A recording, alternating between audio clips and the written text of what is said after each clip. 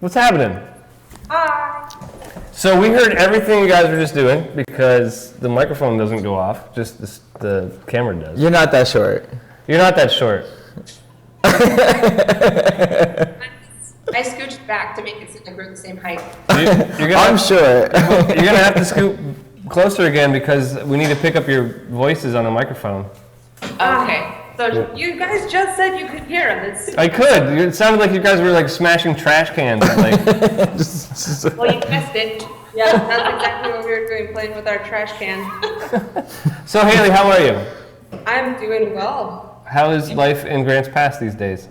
Way busy. Yeah? It's getting to that time of year where people are starting to wear less clothes and thinking about, you know, what they're going to look like at the river. So they want their script on the ribs, yo. See, I said rafting. Yeah, you're right. I know. Number two Grants Pass attraction. The river runs like right through town, so we'd have to get... Before we brought you on, Laura was telling us a little bit about tattoo school. You had a similar experience, kind of, but you were also hybrid apprentice with your dad as well. What was your tattoo school experience like?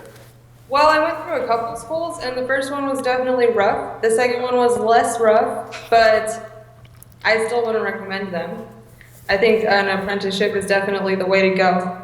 But, you know, that's not always an option, so it is better than nothing, because you do learn how to be clean. But definitely drawing is the most important part of a successful visual aspect of tattoo, so go to art school. It's the same tattoo school. Yeah. So yeah, someone had asked earlier about reinventing the tattoo, and I was about to go into my pitch about that.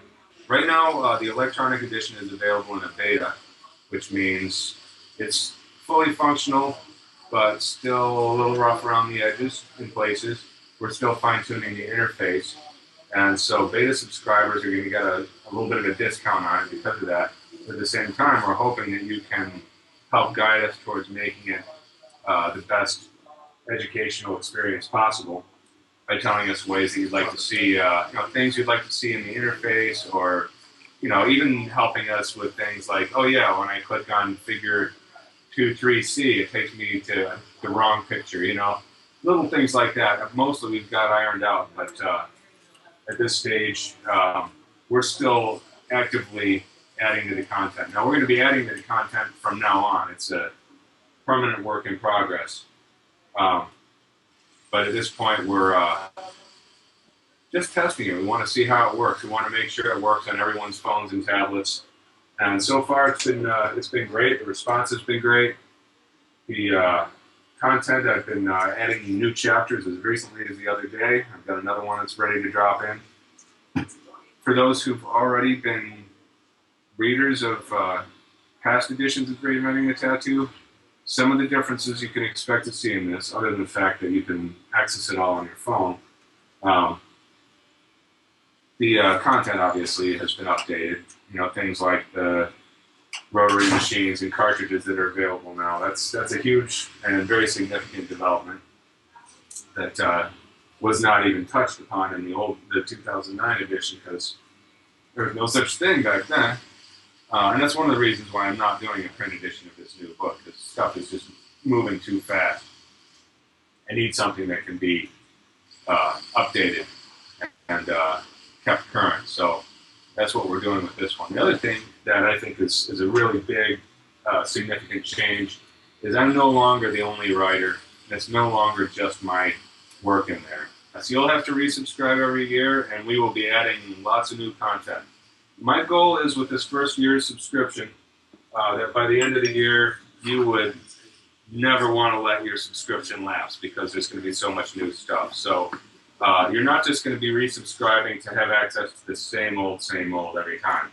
It's going to keep expanding, and you're going to continue having new material in there every few weeks to months, depending on the type of material. There will be premium content, big things like the cover-up seminar that I just recorded recently. I still have to finish editing that before it's ready to plug in. And then there'll be smaller things like, an artist whose work I admire. I'll ask them to make a few comments about a piece that they've just finished, and that'll get plugged in. There'll be things like that happening to it all the time. So your subscription is going to be to an ever-evolving product. It's not just an ebook that you're having to keep paying for again and again. You're definitely going to get your money's worth, and it's my goal this first year to demonstrate that to you.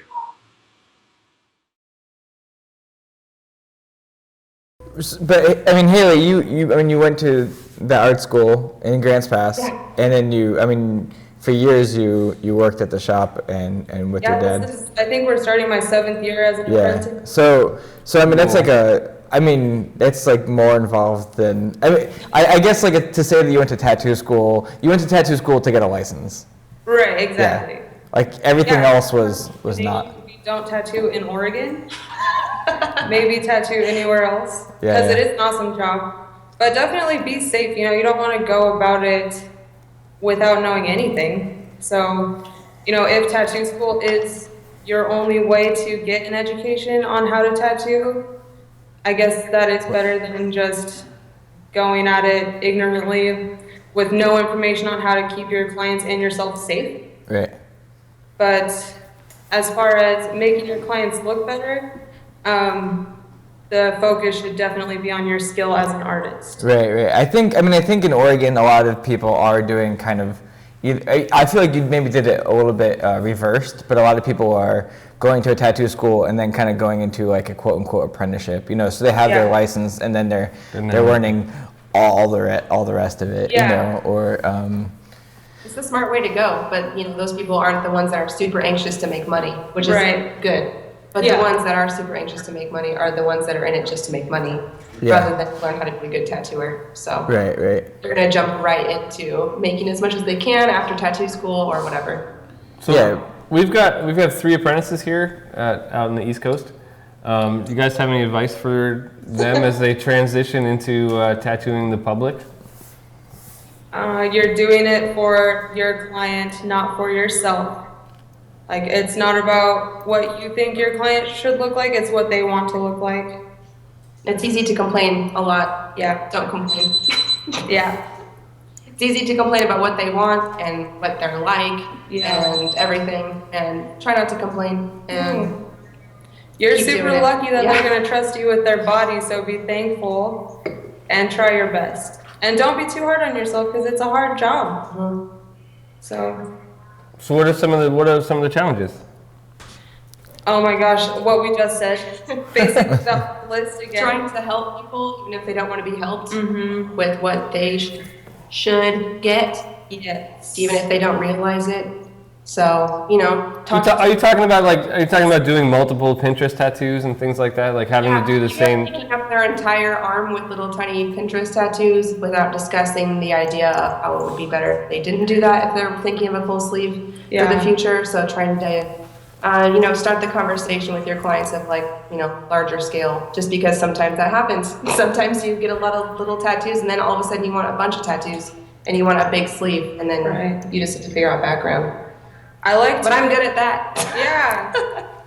I like to use the analogy of you're like a 5-foot or 6-foot canvas.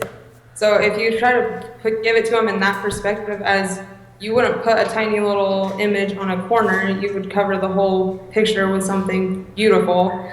They think about it a little bit more. They might still get that script on their inner arm or rib. And it'll be on their wrist instead of in the center of their arm. But at least they are open to the idea that it's going to go farther. Instead of just looking at their arm, they're like, oh, it actually is connected to the rest of my body. But it takes more than just one session and more than just one conversation of, you might want to get more than just this small tattoo you saw online for them to actually get that sleeve or back piece. So it takes a lot of patience as far as cultivating those relationships with your clients.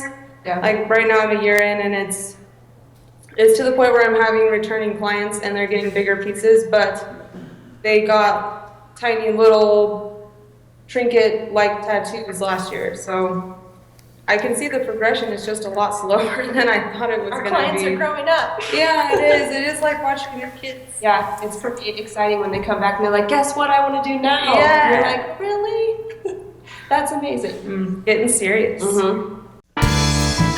Tattoo artists are power creators, not power administrators.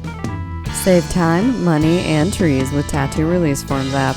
Your client will photo his ID, enter personal information, information about the tattoo, health information, initial legal clauses, and sign his name. When the client is finished, you can make session notes and choose inks and needles from the most popular brands and configurations. Preview the form, sign it, and hit upload. The form lands on a secure cloud in seconds as a printable PDF. If you're at a convention or without Wi-Fi, TRF will automatically upload the forms next time you're online. Return clients can simply search for themselves, check to make sure all the information is correct, and sign again. Done in seconds. Download Tattoo Release Forms app from the Apple App Store for free and enjoy 25 free forms. Also available in the UK, Canada, and Australia. So, Haley, did you find it so frustrating that you thought you might have made the wrong decision? No. No, if that definitely was more when I was in tattoo school. I was like, do I really want to do it that badly? Like, I know I was stuck on it, but it is definitely worth it. I think that's the nice thing about it is it's the hardest thing I've ever done, but it's also the most fulfilling as far as seeing that giant smile on your client's face at the end of it, even if you aren't as stoked on it. It's definitely way harder than I anticipated, but I've had a super luxe, easy growing up. Thanks for pointing that out. Hey, I wasn't trying to point out anything in particular. No, it's okay. I think I just was super spoiled and am still. I don't have to do very many things that I don't want to do. So, if I have to deal with a client that is a little more challenging or that I don't quite see eye to eye with, I think that's just an opportunity for me to be more mature. For the record, she handles it very well. Thank you, Laura. She saw a rough one. I've seen some rough things, and she handles it with grace. You just gotta be nice. Nice. Yeah. You just gotta be nice. Kill them with kindness because you don't want to feel like the jerk at the end of the day. No. You want to know that you did the best you could and were the nicest that you could be. And if they don't go for it, and if they were the jerk, if they don't like what you said, that's fine. We don't all have to think the same way. That's the nice thing about this job is we're so diverse. It's great. Artists and clients alike. I deal with 18-year-olds getting their first tattoos and 75-year-olds getting their first tattoos, or everyone in between who only has this 3 by 3 inch square on their ribs left to fill. And I think we all are just going through a journey in tattooing, or at least my interactions with people, it's their journey in tattoos, but it's just a point in their life. Right. So you ready to get out there and travel? You're going to Reno, right? I am going to Reno. I'm not going to Japan, and I'm not going to Italy, but I also plan on tattooing for a really long time. So you're young. You're young. You'll have plenty of time to go to Japan and Italy. Yeah, I'm a year into my tattoo career, so I'm not rushing into any jet-setting rock star lifestyle. I'm just gonna try to get good at tattooing. Well, I think with that attitude, you'll get there soon enough. Yeah, Shawn, it's nice to see you too. It's super nice to see you. Yeah, I met Haley before she got a driver's license, and she was in high school, and so I'm super proud. I feel like maybe an older cousin or something. Sure. Not quite an uncle, but it's great to see you, and I'm super stoked on your whole journey. So. Thanks, Shawn. It does mean a lot. I am super thankful because I do feel like I have a giant tattoo family, and everybody is so supportive and helpful. I can't express my gratitude towards everyone. I seriously have grown up in it. So, I started at conventions at 12 and I'm 23 now, and it's crazy to see how everything's changed. It's awesome to see all these female tattooers, especially like Laura, like this one right here. For sure. She's awesome.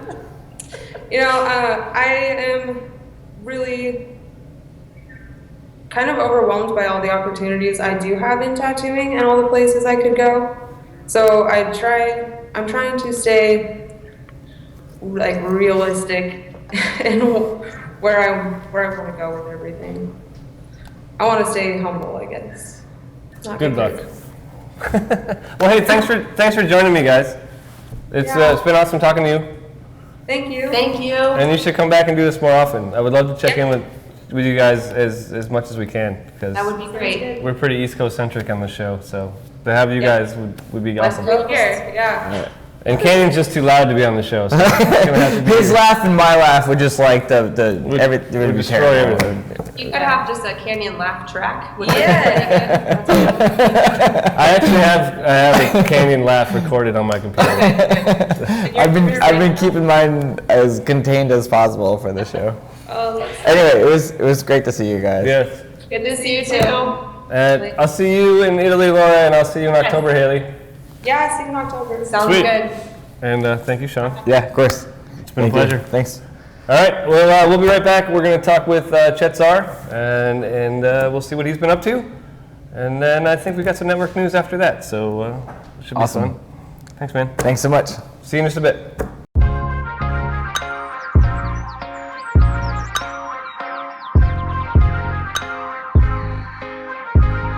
First things first, stenciling is really important with portraits, obviously. So this is how we're gonna start. We're gonna obviously shave the area and rub it with rubbing alcohol, get all the oils of the skin off, okay?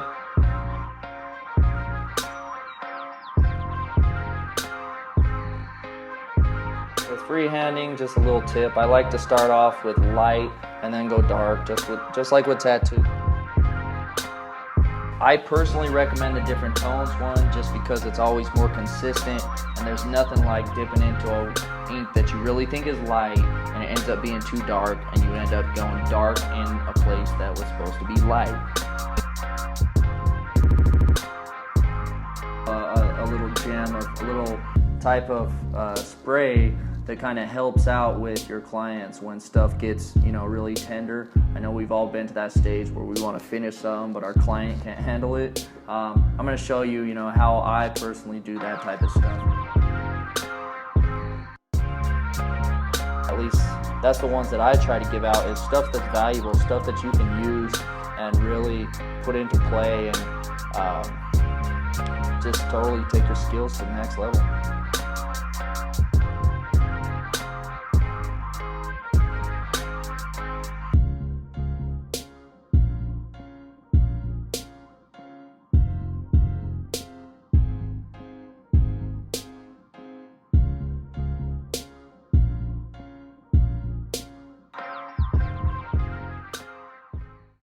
Hey, how are you, man?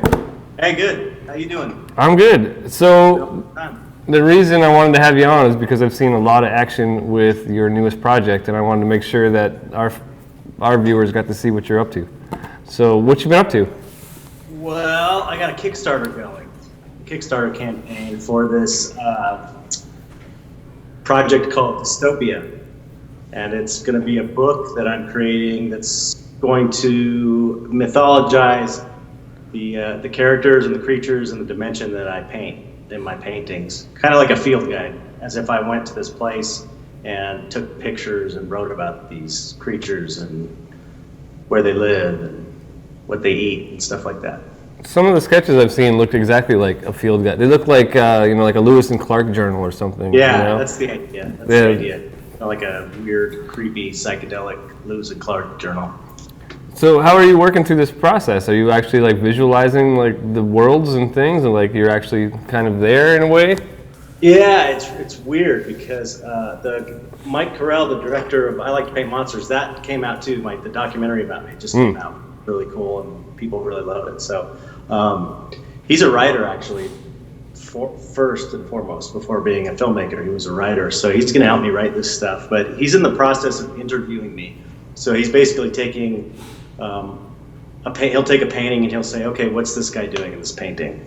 Or, what do you think about this guy? And I just sit and think about it. And I have these ideas that I haven't really consciously thought about, but they're in my mind. I kind of know who they are. I just haven't stopped and took the time to really think about it until now, because the whole painting process for me is really intuitive.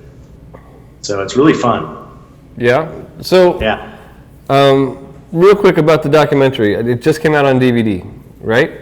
Yeah. So, where can people? It's on iTunes, also streaming. Okay, cool. Where can people buy it other than iTunes? You can get it on Amazon. You can get it through the Kickstarter. That's one of the rewards. We have the DVD with the rewards, and they'll be shipping April 1st when the Kickstarter is done. Or you can go to First Run Features website, and they're the distributor. It's called firstrunfeatures.com, and it's on there as well. I love the documentary. I'm looking forward to getting a hard copy to put in my library.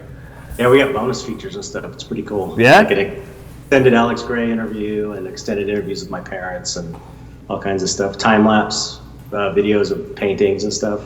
Oh, that's awesome. In the gallery. Yeah, they did a great job with the DVD menu and stuff. Sweet. Yeah. So, where's the Dystopia Kickstarter at right now? We got like 10, 11 days left? Yeah, somewhere around there. And we're just about to hit 50,000, and I think we're 70% funded, which is great. And once we hit 50,000, which hopefully will be today, we're going to release some really cool new rewards. So, and then as it goes, we're just going to keep adding different rewards as well. Like super secret rewards? Well, you know what? We're so close to it. You don't have to tell me. It's okay. We need the incentive for people to go out there and kick in their dough. It's gonna be a mini sculpture of a certain character. That's one of the new rewards. I'll say that much. You're close, man. Right now you're at $49,764. I know. So another $236, and so not bad. Huh?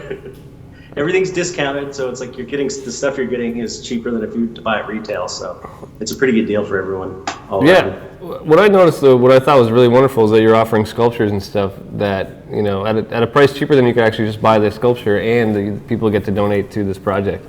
Yeah. So it's like everybody wins kind of thing. So it's fun. Is this a stressful thing for you to do? The Kickstarter, is it hard to put it out there and just watch it every day and hope? Yeah, it's kind of stressful, but you just gotta let it go and have faith. We're doing pretty good, so I'm not as worried as I was. We kind of hit a lull. Every Kickstarter campaign hits a lull in the middle. There was a few days there where we weren't getting a ton of donations. That's kind of stressful, but it's picked up a little bit. So I want to get past the minimum too, past the goal amount, because we have this really great idea for a stretch goal to get it higher. So I'm really excited about that. It'll be a good addition to the book, kind of a companion piece to the book if we hit that. So lots of cool things coming. I've got a question from Beirut. Someone says, is there any chance to make a 3D map world and characters? Similar to Stupid Dog. I don't know what Stupid Dog is, but I don't know what Stupid Dog is either. But well, I'll say this much: that this whole project is, it's the idea is that it will be, not only will it be this cool book and fun to read, but it will be sort of like this kind of Bible for the whole world. So I'm hoping that comic books. Movies, if I'm gonna dream big. Movies and novelizations or virtual reality environments or video games, everything can come from this book. Because it's gonna basically be the rules of the world in a way, like a dungeon master guide almost. I would love to have like a ChetZar Dystopia chess set or something like that. Yeah. Or a 3D animated show or something. Yeah, that would be animated show or a movie. It'd be amazing. So, can you find time to paint and stuff while you're dealing with all of this stuff, or is this your main focus right now? Well, Mike Carell's helping me run the Kickstarter, which is really helpful. And actually, I'm trying to get all my commissions done before I start the Dystopia project. So once the money's raised, I'll just be able to focus on that for the next 6 months and not have to do anything else. So I've got a bunch of commissions here that, like, here's one I'm working on. I saw that one, and that is so far from the stuff that you've been painting. Like I've been getting into portraits a little bit just for fun, just to, just to keep it interesting. Here's one that's a little more sweet, evil. So who is that? Who is that in the portrait? Who was that a painting of? That's Erwin, my friend Erwin. He's a collector from Austria. Pronounced Evan. Here's one. Here's a little.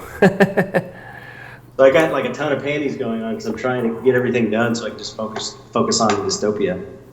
So for a while you were doing studies, like you were doing 35 studies, and like Yeah. That's you still doing that kind of thing?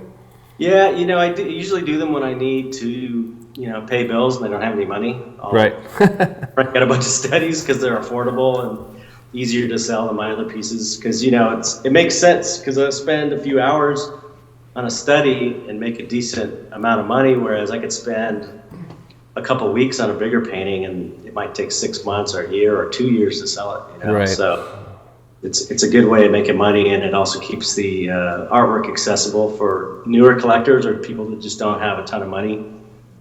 Well, I mean, you've been quoted as saying you can't afford your own art sometimes. Yeah, exactly. That's how it is.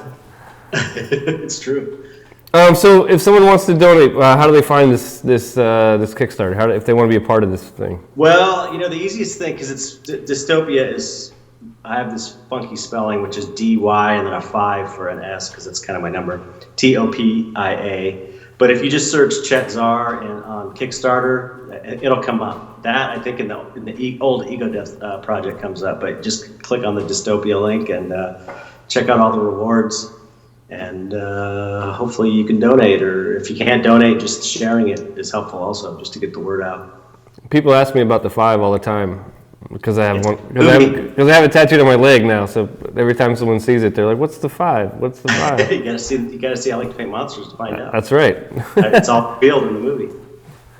So if anyone out there wants to know what that 5 is all about, that you keep seeing Chet's work, go buy the DVD or the stream, digital download. Yeah, and also if you watch it on iTunes, anybody out there who's watching. If you could give it a good review, that would be helpful if you like the movie.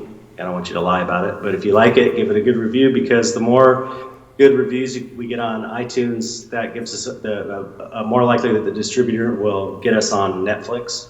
Oh, yeah. Maybe do like a Blu-ray version or something, so. That would be awesome. Yeah. ChetZar on Netflix? Yeah, I know. That's been the dream ever since we started. I kept thinking, it'd be so cool to see the DVD on Netflix.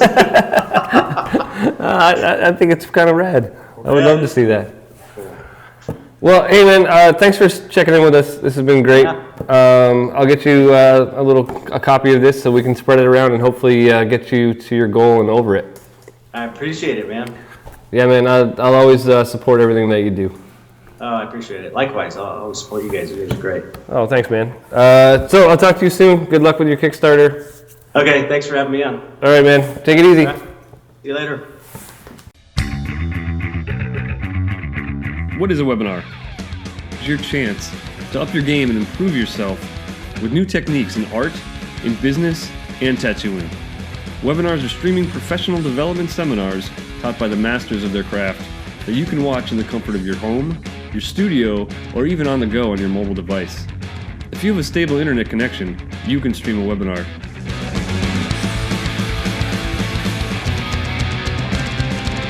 Here at Tattoo Now, we continually produce high-quality video presentations from top artists and business people. Our catalog includes hours of education from greats like Guy Aitchison, Bob Tyrell, BJ Betts, Jeff Gogue, Russ Abbott, James Kern, Tommy Helm, Ian McCowan, Kelly Doty, Rummer Oriana, and more all the time. These professional artists share their years of experience to accelerate your path and help you become more successful. Fill up on high-octane brain fuel now with a Tattoo Now webinar. Do you want to bring your career to the next level? Then webinars from Tattoo Now can help you do that.